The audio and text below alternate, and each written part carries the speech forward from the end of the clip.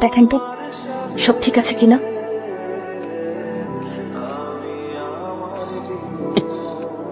চিনি তো হয় নাই, চা হলো, চা যদি মিষ্টি না হয়।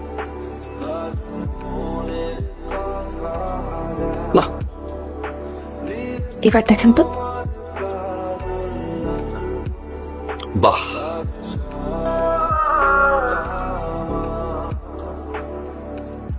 আপনি একটা পাগল।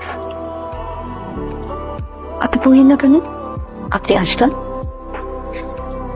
বললে কি হতাম? তাই আমি একটু সাজতে পারতাম। বলেন নাই কেন আপনি আসবেন? একটা ছেলের সবচেয়ে প্রিয় জিনিস কি জান? তার ভালোবাসা মানুষের মুখের হাসি। মনে বলে দেখতে পারতো এই হাসিটা।